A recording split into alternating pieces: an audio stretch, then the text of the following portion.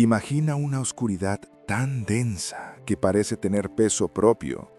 El aire es frío, húmedo y huele a muerte antigua. No estás solo. A tu alrededor, en las sombras, escuchas el sonido inconfundible de respiraciones pesadas y guturales, el roce de piel áspera contra la piedra.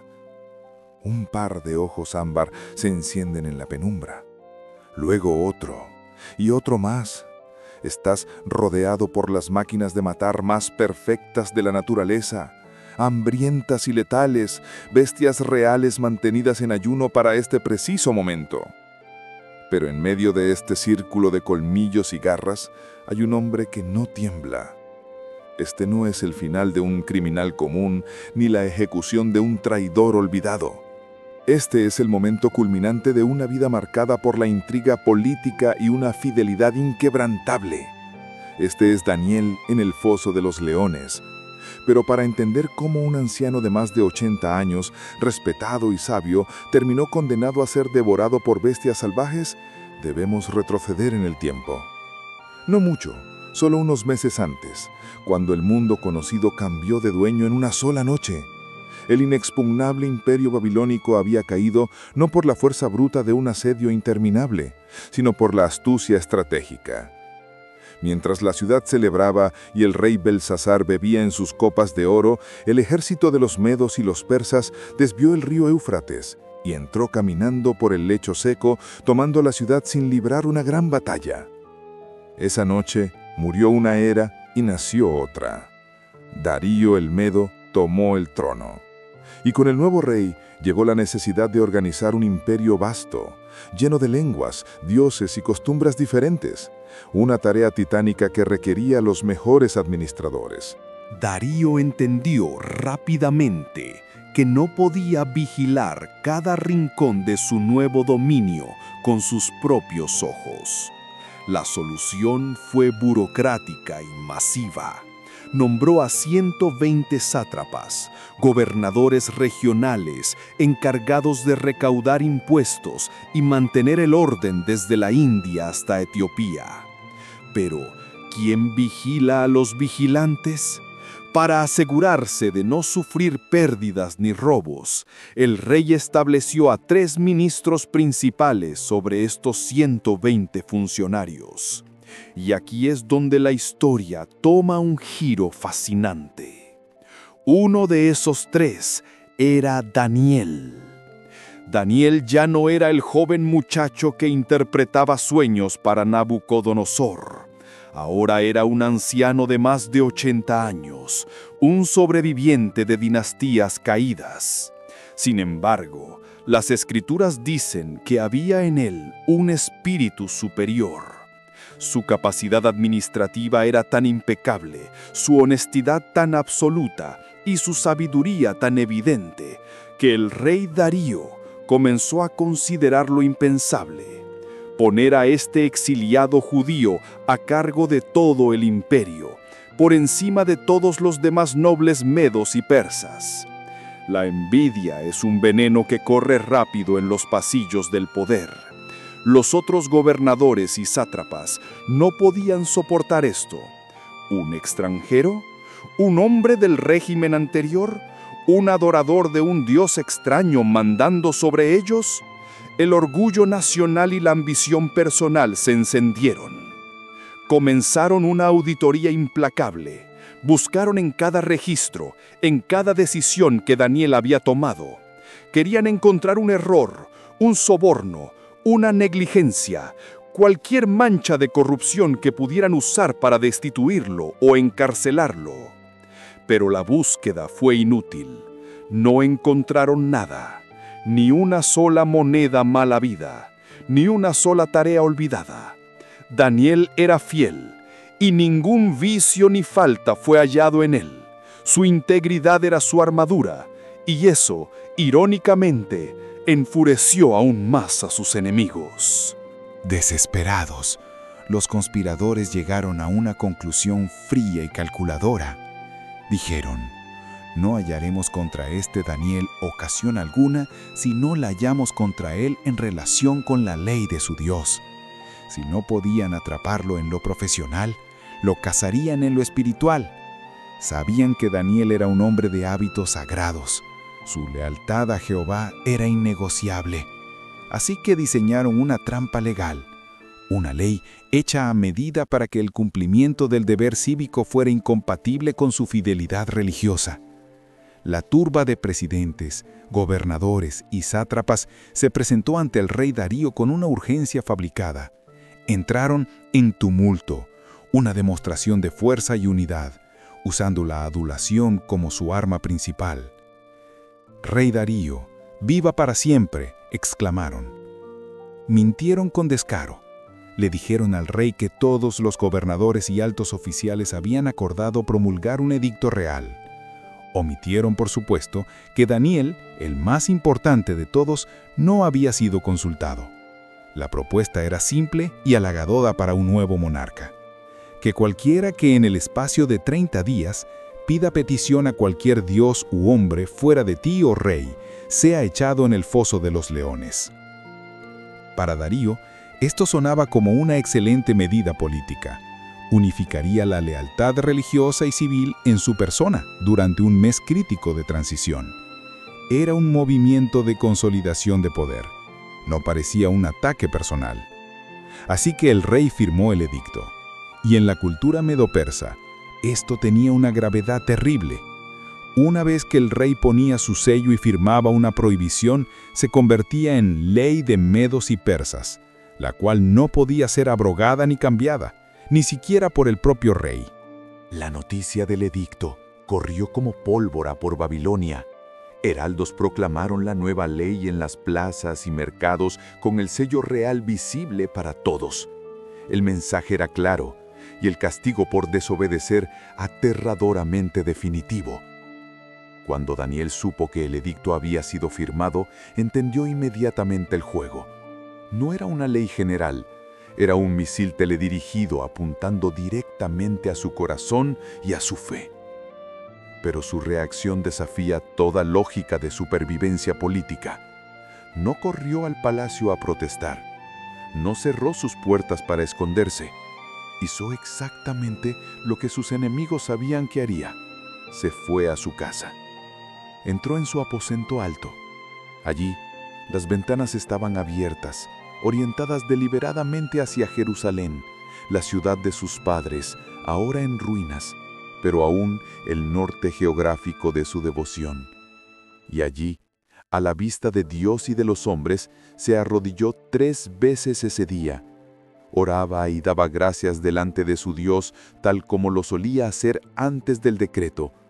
No cambió ni una coma de su rutina sagrada por miedo al rey. Sus conspiradores no tuvieron que esperar mucho. Conocían sus hábitos mejor que nadie.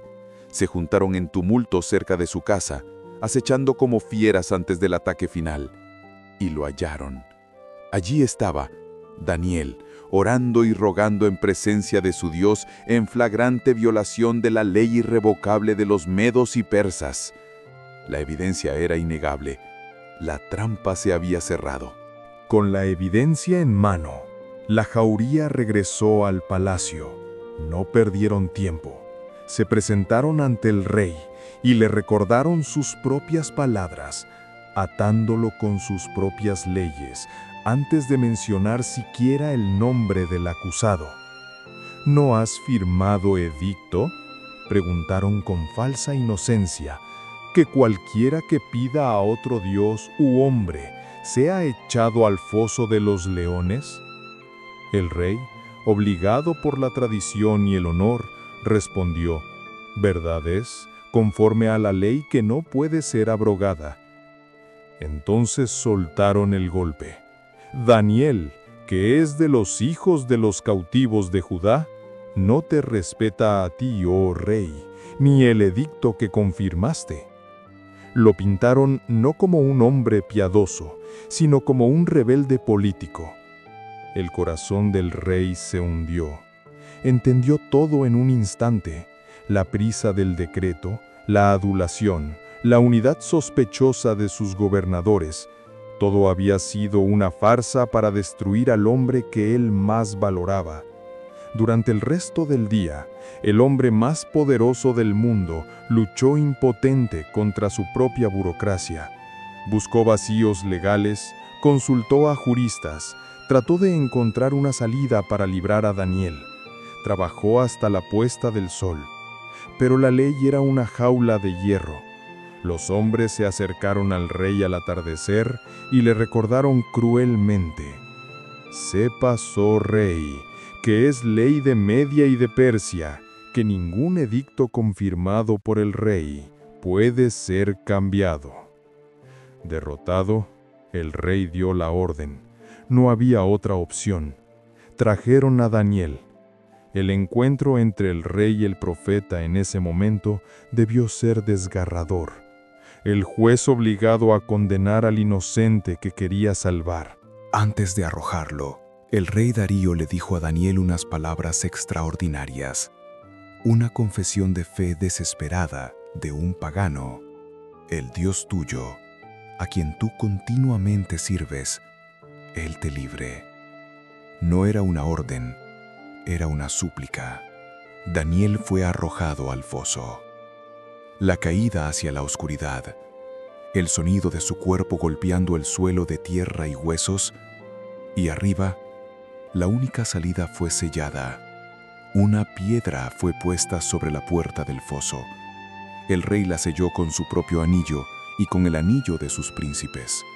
Era una medida de seguridad doble, para que nadie pudiera salvar a Daniel, y para que los conspiradores no pudieran matarlo ellos mismos si los leones fallaban. El rey se fue a su palacio, pero esa noche, el hombre más poderoso del mundo fue el más miserable. Rechazó la comida, rechazó la música y las concubinas. El insomnio fue su único compañero. Mientras tanto, en el foso, el silencio debió ser aterrador. ¿Recuerdas los ojos que vimos al principio? Las bestias estaban allí, hambrientas, oliendo la sangre caliente de un intruso. Pero algo sucedió, algo que desafía la biología. Un ángel de Dios descendió, no para matar a los leones, sino para cerrarles la boca. Una presencia sobrenatural llenó esa cueva de muerte. La noche pasó lenta. Arriba, el rey contaba las horas. Abajo, Daniel descansaba rodeado de almohadas vivientes de músculo y pelo. La paz de Dios había convertido la cámara de tortura en un santuario. Apenas la primera luz del alba tocó el horizonte, el rey se levantó. No esperó a sus guardias ni a su séquito habitual. La etiqueta real fue olvidada ante la urgencia de la amistad y la culpa. La Biblia dice que se fue apresuradamente al foso de los leones. Imaginen al emperador del mundo conocido corriendo por los jardines palaciegos, con el manto desordenado, el corazón latiendo en la garganta, esperando encontrar silencio y sangre. Llegó al foso, se acercó a la boca de la cueva, aún sellada, o quizás mirando por una rejilla, y gritó, no con voz de mando, sino con una voz triste, quebrantada por el miedo a la respuesta que no esperaba oír. «Daniel, siervo del Dios viviente», clamó el rey, «el Dios tuyo, a quien tú continuamente sirves, ¿te ha podido librar de los leones?». Un segundo de silencio eterno. El rey contuvo la respiración. Los guardias que lo alcanzaron se detuvieron en seco, y entonces, desde la oscuridad profunda de la tierra surgió una voz clara, tranquila y fuerte. «Oh rey, vive para siempre». El saludo protocolario perfecto. Daniel no estaba muerto, ni herido, ni siquiera estaba enojado. Daniel continuó, «Mi Dios envió su ángel, el cual cerró la boca de los leones para que no me hiciesen daño, porque ante él fui hallado inocente, y aún delante de ti, oh rey, yo no he hecho nada malo». La alegría del rey Darío estalló. La Biblia dice que se alegró en gran manera. Inmediatamente dio la orden a gritos: «Sacad a Daniel del foso». La maquinaria de rescate se puso en marcha con una energía frenética. Daniel fue izado hacia la luz. Salió de la oscuridad de la tierra, parpadeando ante el sol de la mañana, cubierto de polvo, pero caminando con su propia fuerza. El anciano profeta había sobrevivido a la noche imposible. Lo examinaron minuciosamente, los médicos, los sátrapas, el rey. Buscaron mordeduras, rasguños, huesos rotos, pero el veredicto fue sobrenatural. Ninguna lesión se halló en él, porque había confiado en su Dios. Entonces el rostro del rey cambió. La alegría se evaporó y fue reemplazada por una furia fría y justiciera. Darío miró a los hombres que habían acusado a Daniel, quienes ahora temblaban al ver que su plan había fallado espectacularmente. El rey dio una nueva orden. Esta vez no hubo vacilación ni pesar. Mandó traer a aquellos hombres que habían acusado falsamente a Daniel. La trampa que cavaron para el justo ahora se abría para tragarlos a ellos. Fueron llevados al borde del mismo foso. La Biblia narra un final brutal y rápido. No hubo ángeles para ellos, no hubo bocas cerradas. La protección divina se había retirado junto con Daniel. El texto es escalofriante. Y no habían llegado al fondo del foso cuando los leones se apoderaron de ellos y quebraron todos sus huesos. Las bestias que habían ayunado forzosamente toda la noche recuperaron su instinto en un instante. El impacto de este evento sacudió los cimientos del imperio.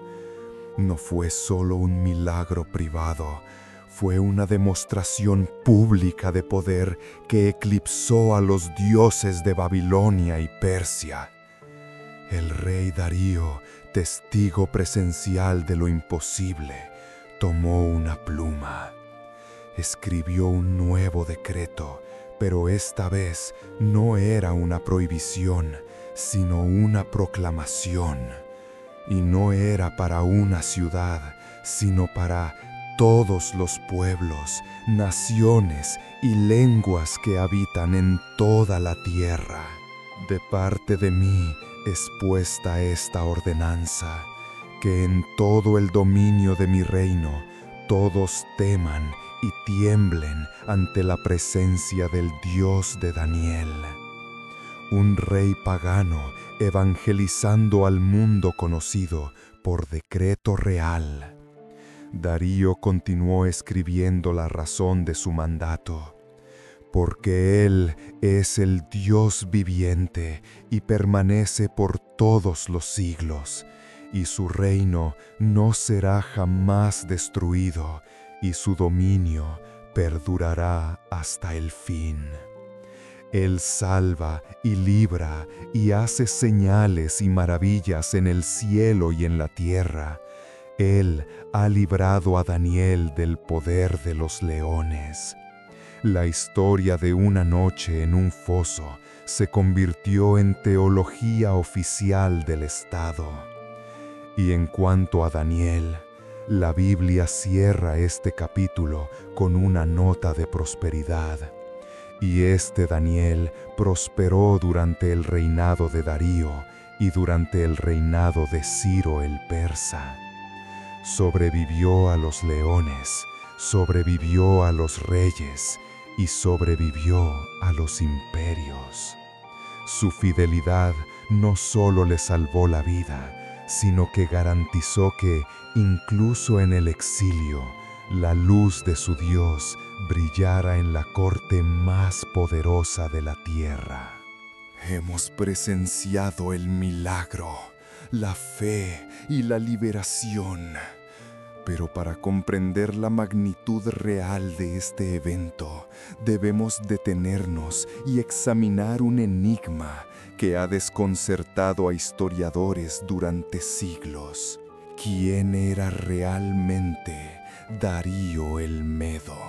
Los registros seculares más famosos, como el Cilindro de Ciro, exaltan a Ciro el Grande como el conquistador de Babilonia. Esto ha llevado a muchos críticos a sugerir que el libro de Daniel comete un error histórico, pero la arqueología moderna nos ofrece pistas fascinantes. Una teoría sólida sugiere que Darío no era un nombre propio, sino un título real, similar a Faraón o César. Algunos eruditos identifican a este Darío con Gubaru, el general que dirigió el ejército persa esa fatídica noche de la caída de Babilonia. Según las crónicas de Nabonido, Gubaru fue nombrado gobernador de Babilonia por Ciro y se le dio poder para nombrar subgobernadores. ¿Les suena familiar?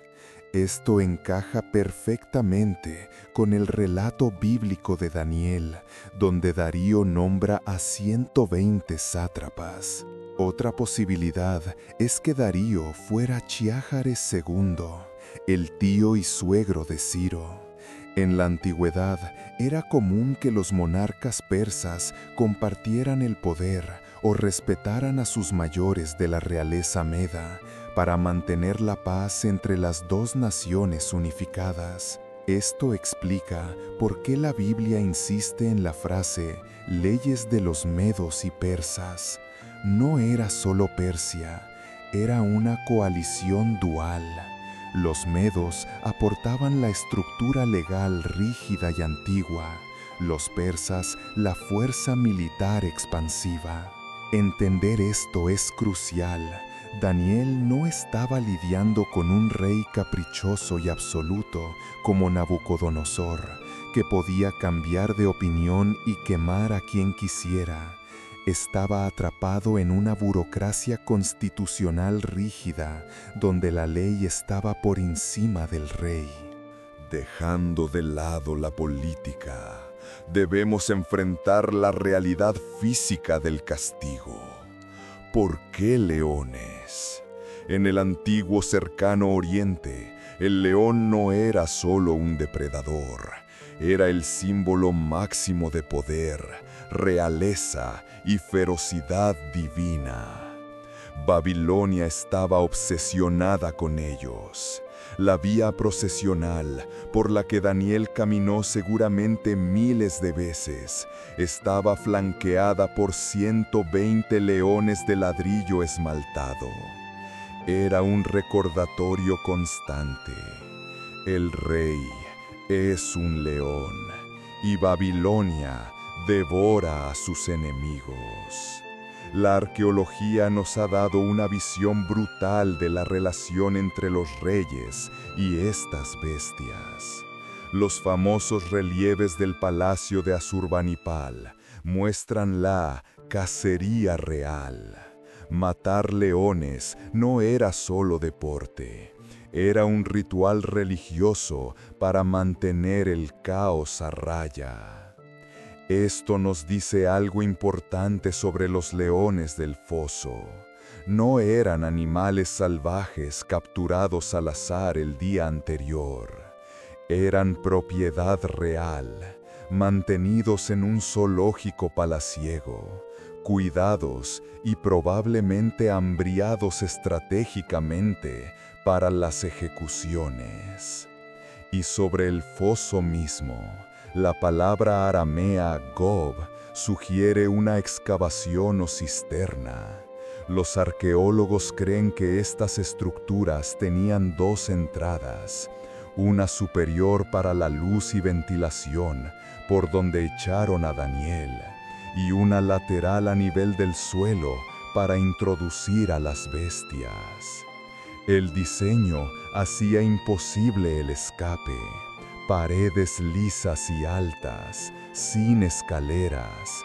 Era una arquitectura diseñada para la desesperanza. Estar allí abajo significaba estar literalmente en la boca de la muerte, sin otro lugar a donde mirar más que hacia arriba. Fue en este escenario de terror, diseñado por ingenieros y zoólogos imperiales, donde ocurrió lo inexplicable. La intervención divina no sacó a Daniel del escenario, cambió la naturaleza misma del escenario. El matadero se convirtió en santuario. Regresemos a Daniel, el hombre. A menudo imaginamos al profeta como un joven apuesto y vigoroso, como en las películas de Hollywood. Pero la realidad cronológica es mucho más impactante. Daniel era un anciano en el año 605 a.C., durante el primer asedio de Nabucodonosor. La caída de Babilonia ante los persas ocurrió en el 539 a.C. Hagan la cuenta. Daniel había servido en la corte durante 66 años. Esto significa que cuando fue arrojado al foso de los leones, Daniel tenía probablemente más de 80 años, quizás cerca de 85.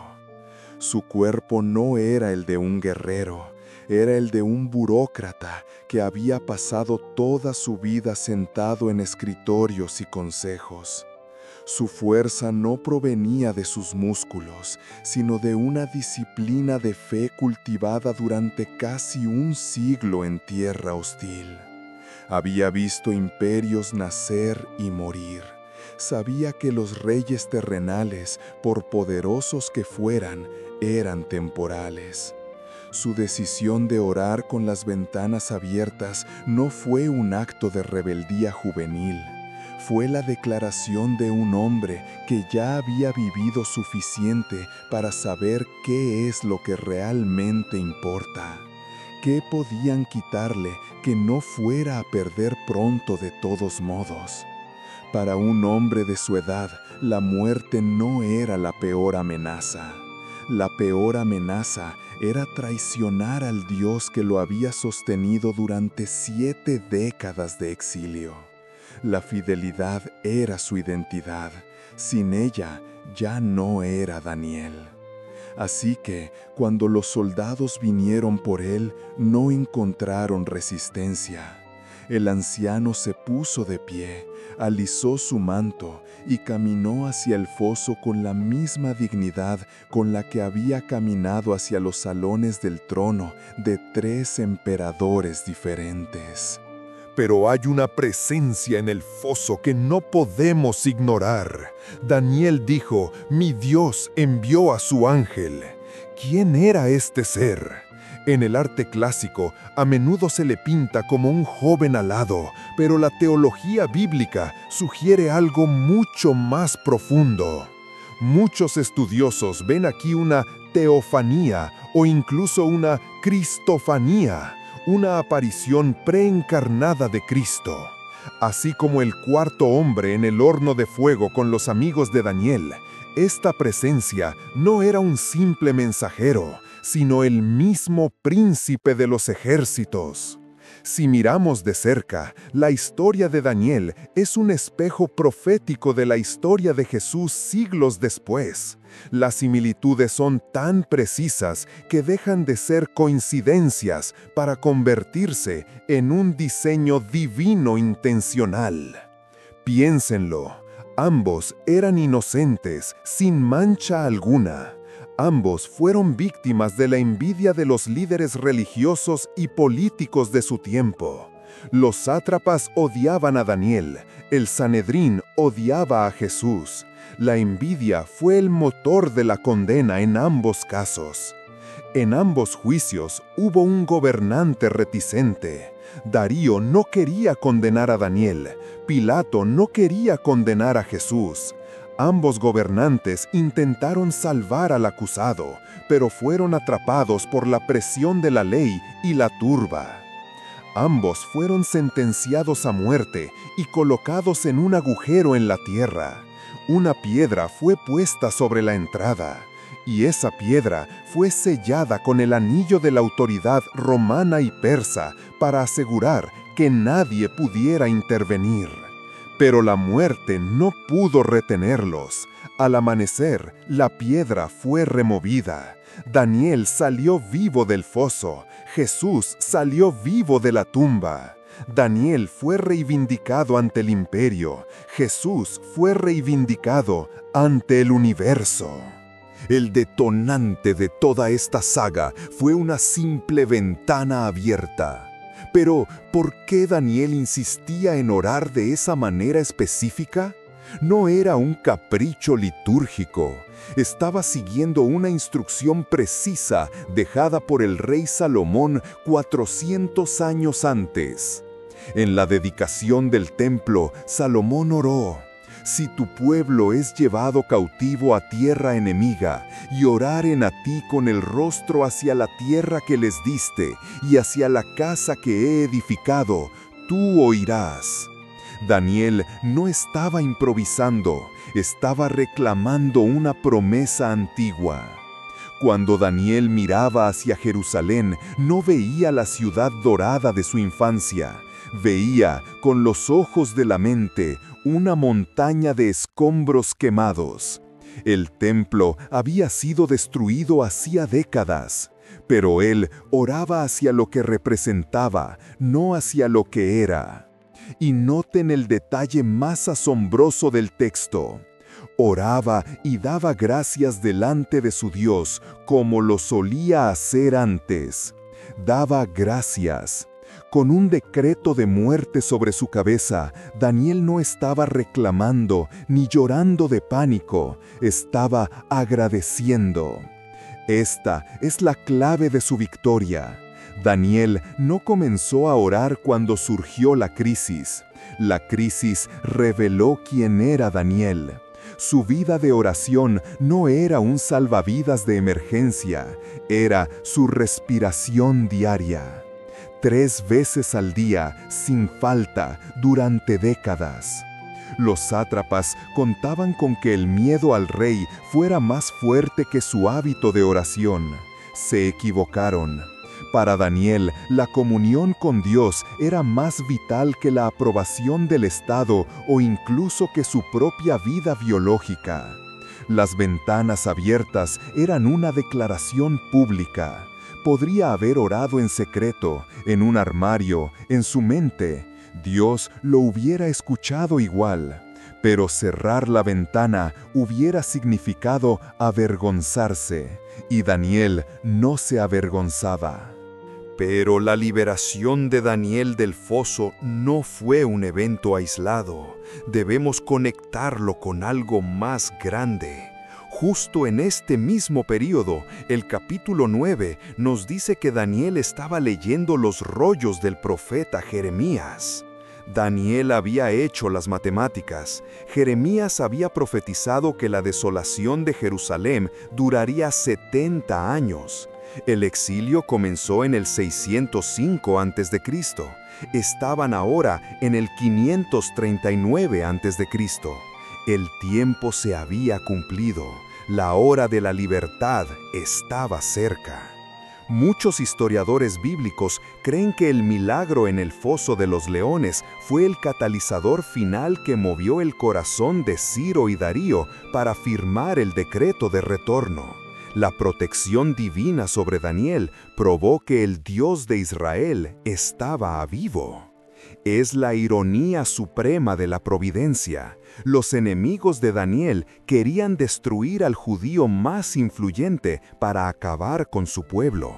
Pero al intentar matarlo, provocaron la demostración de poder que garantizó la liberación de toda la nación judía. Poco tiempo después se emitió el decreto que cambiaría la historia. Quien haya entre vosotros de su pueblo, suba a Jerusalén y edifique la casa de Jehová. El exilio había terminado. Las puertas de Babilonia se abrieron. Imagina la escena, casi 50.000 personas preparando sus caravanas. El Salmo 126 captura este momento. Cuando Jehová hizo volver la cautividad de Sión, seremos como los que sueñan. La risa y la alabanza llenaron el aire. Pero hay una figura que no se fue, Daniel. Ya era demasiado anciano para el arduo viaje de meses a través del desierto. Se quedó en Babilonia para morir en tierra extraña, asegurándose desde su posición de poder que su pueblo tuviera los recursos para reconstruir. ¿Qué pasó con Daniel después de que las caravanas partieron? La tradición histórica y arqueológica sitúa sus últimos días no en Babilonia, sino en Susa, en el actual Irán. Allí, lejos de su Jerusalén amada, el anciano profeta finalmente descansó. Hoy en día existe un mausoleo fascinante en la ciudad de Shush. Es inconfundible por su domo cónico de yeso blanco, una arquitectura única en la región. Durante siglos ha sido venerado como la tumba de Daniel. Es uno de los pocos lugares santos en el mundo donde judíos y musulmanes oran bajo el mismo techo. Para el Islam, Daniel es considerado un profeta sabio. Para el judaísmo, es el estadista que salvó a la nación. Su tumba une lo que la política divide.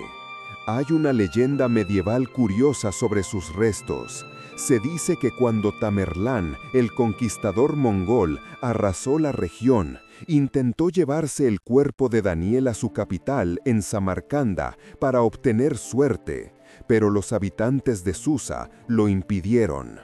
Pero el verdadero legado de Daniel no está en una tumba de piedra. Está en la segunda mitad de su libro. Mientras servía como burócrata de día, de noche Daniel recibía las visiones más detalladas y aterradoras del futuro de la humanidad. En estas visiones vio el surgimiento y caída de imperios que aún no existían: Grecia, Roma y reinos futuros.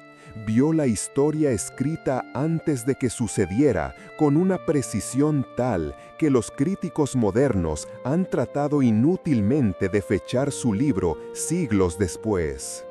El hombre que sobrevivió a los leones físicos también vio a los leones simbólicos de la historia política. Y su mensaje final fue el mismo en ambos casos. Los reinos de la tierra son bestiales y feroces, pero el reino de Dios es eterno y humano. Babilonia ha caído hace milenios. Sus muros son polvo y sus leones son fósiles. Pero en un sentido espiritual, Babilonia nunca desapareció, solo cambió de nombre. Hoy vivimos en nuestra propia versión de Babilonia. Vivimos en una cultura que, al igual que la de Darío, nos presiona constantemente para que nos arrodillemos ante los dioses del momento. El éxito a cualquier precio, la validación social, el ego, el dinero. El edicto de no orar a nadie más, hoy no viene firmado en cera, viene en forma de algoritmos que consumen tu tiempo, de burlas sutiles hacia tu fe, de la presión silenciosa para que escondas tus convicciones en el trabajo o la universidad. Daniel nos enseña la estrategia perfecta de resistencia. No se aisló en el desierto como un ermitaño, no quemó el palacio como un revolucionario.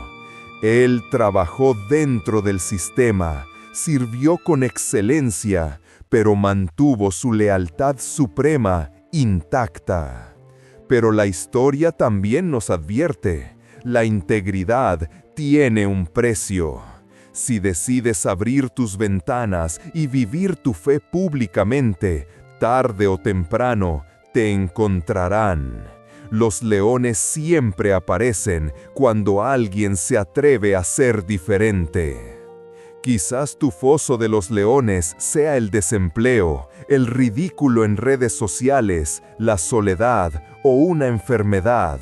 El principio es el mismo. Te encuentras en la oscuridad, rodeado de amenazas que no puedes controlar. Sin embargo, el Dios de Daniel no ha envejecido ni se ha debilitado. El mismo que cerró las fauces de las bestias en Persia, es el que puede darte paz sobrenatural en medio de tu ansiedad hoy. El autor de la epístola a los Hebreos, siglos más tarde, incluiría a Daniel en el Salón de la Fama de la Fe. El versículo 33 dice explícitamente: por fe taparon bocas de leones. Esto nos revela el mecanismo secreto del milagro. La fe de Daniel no fue una varita mágica que hizo desaparecer a los leones. Los leones seguían allí. Sus garras seguían afiladas. Su hambre era real. La fe no eliminó el problema. La fe neutralizó el poder del problema. A menudo pedimos a Dios que nos saque del foso. Pero la historia de Daniel nos enseña que, a veces, la voluntad de Dios no es sacarnos del foso inmediatamente, sino acompañarnos dentro de él y cambiar la atmósfera del lugar. Imagina la psicología de esa noche. Cualquier otro hombre habría muerto de un infarto por el puro terror antes de que el primer león lo tocara. El pánico libera hormonas que excitan a los depredadores. El olor a miedo es un detonante. Pero Daniel estaba en una paz sobrenatural. Tú guardarás en completa paz a aquel cuyo pensamiento en ti persevera. Su calma física fue el primer milagro. Los leones, confundidos por una presa que no actuaba como presa, se rindieron ante una autoridad superior. Esta es la lección suprema. Tu paz interior es tu mayor arma de guerra espiritual. Cuando el diablo ruge como león buscando a quien devorar, la respuesta del creyente no es el grito de terror, es el silencio de la confianza. Daniel demostró que no se necesita una espada para vencer a las bestias. Se necesita una conciencia limpia y una conexión ininterrumpida con el cielo. Esa noche, el anciano desarmado fue el ser más poderoso de todo el imperio persa. Al final, la historia de Daniel no es sobre leones, es sobre lealtad. Es la demostración de que un solo hombre, armado únicamente con su fe y sus rodillas dobladas en oración, es mayoría absoluta cuando Dios está de su lado. Los nombres de los 120 sátrapas y los gobernadores envidiosos se han perdido en la arena del olvido. Nadie nombra a sus hijos como ellos. Pero el nombre de Daniel sigue vivo, inspirando a generaciones a mantenerse firmes cuando la cultura presiona. El ángel le dijo a Daniel en el último capítulo de su libro: «Y tú irás hasta el fin, y reposarás, y te levantarás para recibir tu heredad al fin de los días». Una promesa de resurrección y gloria eterna. Hoy, el foso puede parecer profundo y la noche interminable. Pero recuerda, la mañana viene, el Rey vendrá a buscarte, y la piedra será removida. No temas a los leones, teme y ama al Dios que creó a los leones. Como Daniel, abre tus ventanas, no escondas tu identidad, vive con tal integridad que el mundo no tenga nada malo que decir de ti, excepto que eres demasiado fiel a tu Dios. Esa es la victoria suprema. Esta fue la historia de una noche en Babilonia, la noche en que el cielo bajó a la tierra y la muerte tuvo que cerrar la boca. El canal es Huellas de Fe, y esto fue la liberación de Daniel. Si esta historia te ha inspirado, comparte la luz.